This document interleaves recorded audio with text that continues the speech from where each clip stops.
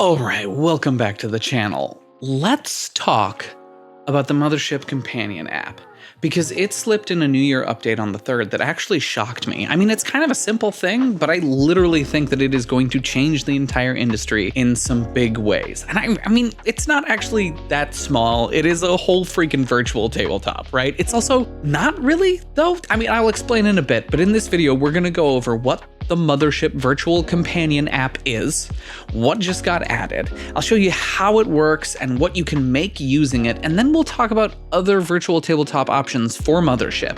And then I'll get around to talking about how I think that this is gonna disrupt the ttrpg world in a big way. I'll also talk about what the good things about this app are, what the not so good things are, and what I hope they do with it, because I think it has real legs. Okay. So the Mothership Virtual Companion app is an app that is on the Apple iOS store, it is on the Android store, and it is also, they just released a desktop Mac OS version. There is a Windows release planned for release later. I am going to be doing everything on my handy dandy little iPad right here because I find that it's a little hard for me to click all of the details, but it's not at all a requirement to do it on an iPad, and it works just fine on your phones. But the Virtual Companion app has a couple of different features. The first is that it helps you create and keep characters. So you can create a character either by going through the fairly simple character process where it just randomly rolls, you choose your class, you roll your health, you confirm your stress, you get some information, you select your bonus skills, boom, boom, boom, boom. I would like an expert skill of asteroid manning and mathematics, boom. I would like to roll for trinket, roll for patch, roll for random loadout, get some stuff and go, and then I can roll a random portrait or pick one from the long list of portraits. I like that. Psychopath, so we're gonna go with her. And then random characterized name, random pronouns if you need, and then you can complete a character, or you can go through and do that all manually by rolling dice. The free version gives you one character that you can keep in here, and then when they're gone and dead and your warden has killed them, you can delete them in order to start a new one. But if you purchase the premium version, you can keep as many characters as you want in here. And this little upgrade is called the Companion Pro upgrade and gives you unlimited character creation. It allows you to import and export characters, which is cool. It allows you to do just one-clicked character creation. So if I go and I start a new character, I've bought it, so I can just set randomize and confirm a class, and blam, new character. It also allows you to upload custom character portraits so you can get your own art or a picture of yourself or your dog in there. And it allows you to track high scores for characters as well, which the base app does not, which I think is a weird thing to keep behind a paywall, but hey, you do you Tuesday night. In addition, the companion app comes with a little dice roller. So when I have my character activated, I can click a single button to make a stat check. Boom. Choose the chemistry upgrade. Choose I have advantage. Roll. Oh, we got the dice tonight, and it makes a little sound, which you can hear, I think. Let's see. Yeah, I think you can hear that. And so you can do that with all these various different things. There's also a dice roll. Boom, boom, and wow, the doubles today. It's easy to roll panic rolls, to roll wound rolls for all the different things. It makes the playing of the game remarkably easy and takes some of the guesswork out of it, which is both a good and a bad thing. As any longtime dungeon master or game master will tell you, sometimes thinking about the mechanics makes for some more juicy storytelling. But this isn't all that it does. It also has another tier that you can buy into that allows you to buy the Shipbreakers kit, and this gives you access to the ability to create and manage ships inside of your app. It will allow you, when you go to create a new ship, you can choose from the ones in the core rulebook, or you can just make your own custom ship. Boom, and go through that whole process, which I'll talk about more soon in my Shipbreaker video, which is what was supposed to come today, but this seemed more urgent. And now we're gonna get on to our fresh new features that just came in this brand new update. We have the map editor, and we have a virtual tabletop. Let's start with the map editor. So you can import maps. Right now you like make a code, and that code is like one-time use. They keep saying that might change. I don't know if it's ever going to. It'd be really nice if I could pre-make maps for the content that I intend to make for Mothership and then sell that code. That would be really ideal. It would also be ideal if there was a more secure way for me to hand out that code so that people weren't able to just sell it, right? That's a whole other issue that is beyond my pay grade. But if I go into new map, I make a little name for my map. We're gonna call it the Esprit. We're gonna make a ship map for a Mothership module that I'm in the middle of playtesting on my Patreon. So in the map editor, I can do a bunch of different things. I can zoom in and zoom out by pinching to get closer or further away look. And then I can add little areas. Right? Boom.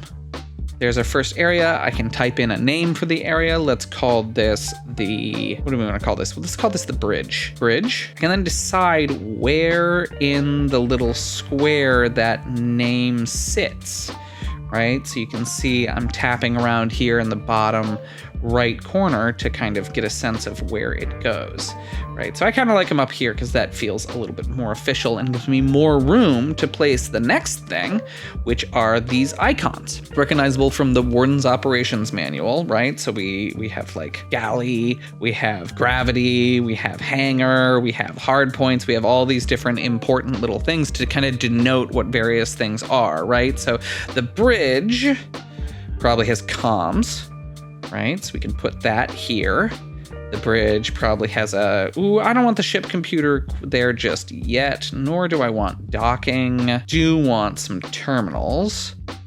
Drop that there, drop a terminal here. Ooh, command, there we go. That goes right up there, boom. But then I also want a vent right over there.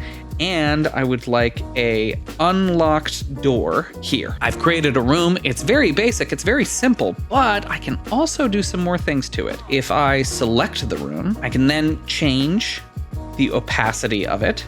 So I can make it slightly opaque or completely empty, right? I can also change the edge of it. So I can make it have no edge, or I can give it a single line or like a thicker line. I can also, if I want, add a picture. So if I wanted, I could have it be Tupac the Bridge, but I don't think I want that. In addition, I can hide it from my players. Now, it should be noted that all of these other things, right, all these other icons, these are all still unhidden. So if I go a little bit closer and I select them, you just have to tap and click on each of the icons to hide them. And then as you go through, you can tap and click on them to unhide them. But let's say that I wanted to make another room, right? Let's say that I want to make the ship's actual computer, right? Let's say I drop another square right here. Boom, call it ship computer. Get the appropriate icon on there, because that's the computer, right? I can then also make routes that go between two different places. So if I hold down here, I can press and hold to add new maps. So I want the route to go to there, and then I want it to go to here. And now we have like a hallway, and this clearly goes from over here to over here. But that's not all I can do with routes. I can hide them, right? Super useful. But I can also make them into little ... dots, which kind of work, I think, really, really well for our vents. So let's say that I want to vent out of the ship's computer as well. I can have the vent go here, boop, boop, boop, and straight to that vent. hide this one and make it dotted. So we're starting to get a sense of what this is capable of, right? And then we could make whole maps of this, and indeed, and there is a probably more thorough tutorial that Tuesday Night Games just put up for how to use this. But this kind of gives you a sense of what you're going to be able to accomplish with this tool. But then we can take these maps that we've made and we can throw them into a new online session. So I'm going to create one on here. This is not going well. Okay, so unfortunately, no matter what I do, it will not allow me to create an online session on my iPad, but on my phone, it works just fine. So we're going to do the rest of this on here. Now up at top, I have an invite code which I can send out to my players, which will allow them to access this game. My characters will go here, I can manage them, and I can add my own characters to the session, which might be NPCs and what are they called? Hirelings that you might have in your game. You can throw onto here in this way. You can manage roles and have all the public roles come up. You can also change your roles to private as well, so that only you will see the roles that you make. And this will be the list of all the roles that will come up. And then you can also, I think this is really cool, when you have characters that are inside of the session, you can send items to your players, which I think is really, really cool. You select the recipient and then you select the item and you send it off, right? And then you can also add maps, right? So the Elysian we just made. Oh, that's not what I wanted to do. Here's my map. Oh, right. Maps don't sync across different devices. I'm learning a bunch of things that I hope this is going to fix in the near future. But if I've made a map on this device, I can then drop this in and see it. So then I can also add tokens, right? I can click and drag characters that have been added onto the map to kind of show where in the world they are. And I can also add new tokens. So if I want to make a new token type, I can make a Tupac token. We can crop it to be perfectly in the right place. And then Tupac can go and threaten my players. Can't you, bud?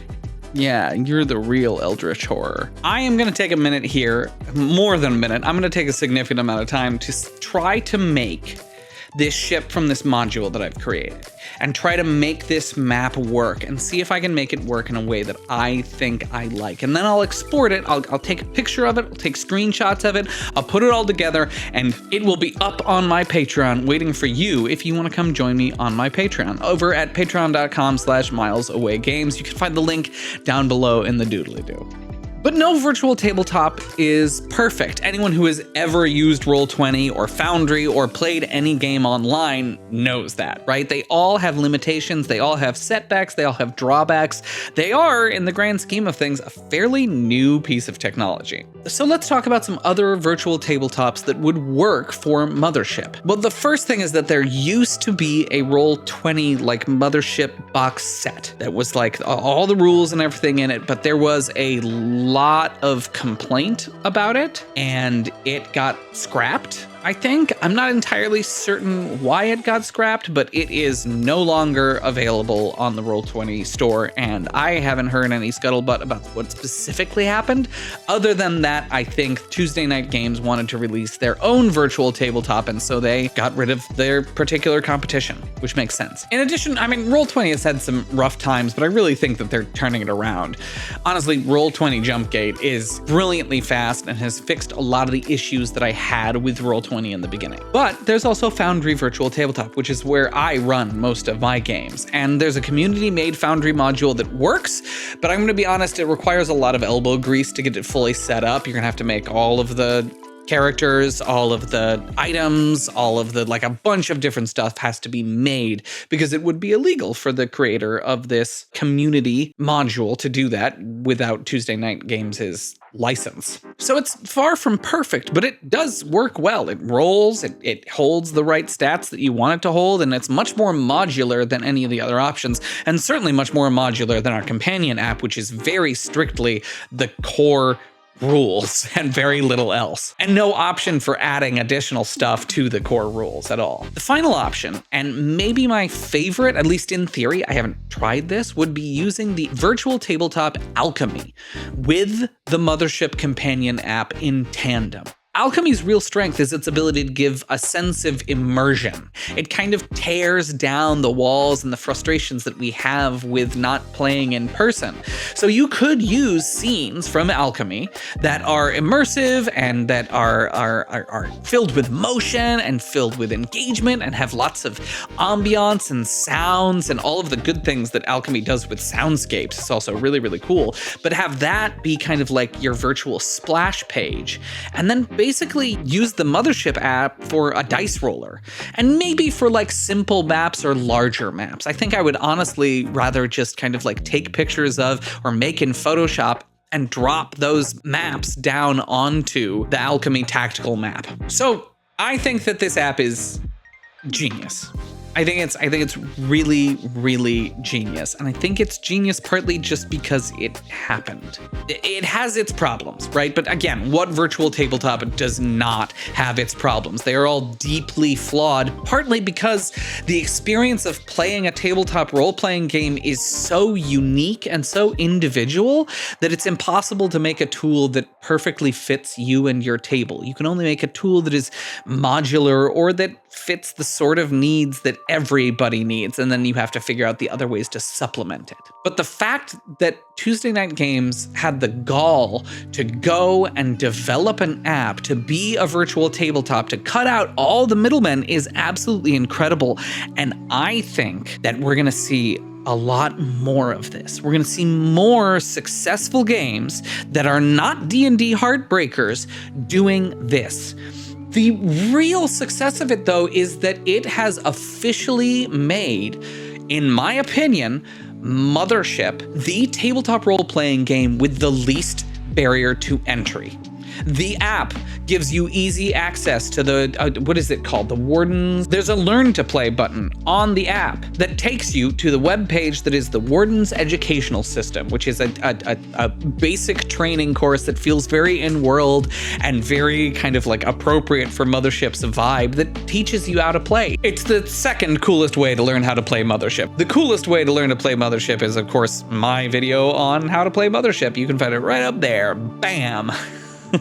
But between that, the ease of rolling up a character in general, but especially on this app, the honestly totally achievable price points of all of these various different upgrades, and the way that each one of them provides a different piece of very, very real value for their buck, and the fact that only the Warden has to buy into anything to get people into the game, and just the... We've talked at length about how amazing the Warden's Operations Manual is, bang, but it really actually teaches a game master how to be a game master with no fluff, no frills, no weird theory, and no extra BS. It is exactly what you need from your first tabletop role-playing game experience. So that is the best thing about this. It's easy. It's easy for someone who has never done this ever before, and I officially no longer think that Dungeons & Dragons, even with all of its years of support, its recognizability, and all of that, is the way that I would introduce anyone to tabletop role-playing games anymore. They're all going to be playing Mothership from now on. Every new player that I bring into the hobby. It just makes more sense. So that's what I think is really, really great about this system. The things that are not so great are, well, we ran into some technical issues, right? So clearly it's having some issues doing what it needs to do, but it's a fairly new tool that just got a new update. I don't think that's particularly unusual.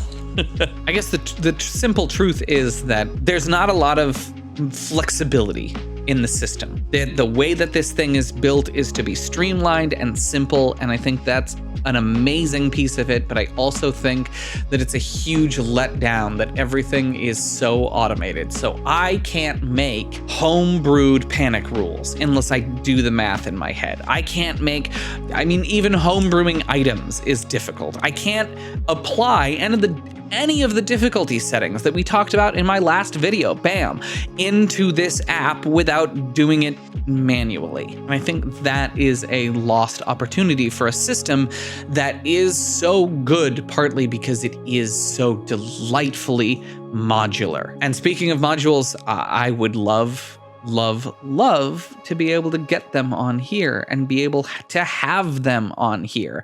I think that would be really excellent. And I would love to have a simple system for third-party creators to be able to get their stuff on this app as well. I think that would be really, really cool. In addition, the map editor is really, really functional and really, really cool, but my inability to be able to freehand draw is a huge killer for me, and I think a serious letdown when I'm able to have it here on my iPad with my Apple Pencil. Like, why am I not able to just scribble out stuff? Why am I not able to use this thing as a notepad? I think that is kind of just a missed opportunity. And I'm not sure, of course, how much that would have cost Tuesday Night Games to implement that, but it does feel a little bit like a lost opportunity. So in all virtual tabletops, you have to find a balance between flexibility and usability. And the Mothership virtual companion apps, virtual tabletop has gone completely down the route of usability. And I respect that choice. I think that this tool is affordable, brilliant. It's going to continue to be expanded upon. They keep on talking about plans that they have. I encourage you to go look for them yourself. But also, if what I've told you about today does not seem like it is good enough or right enough for you just yet, if it doesn't have the features, if it doesn't have the flexibility, if it doesn't have what you feel like you would need, I would not trust their plans until they are implemented. But I also want to hear from you.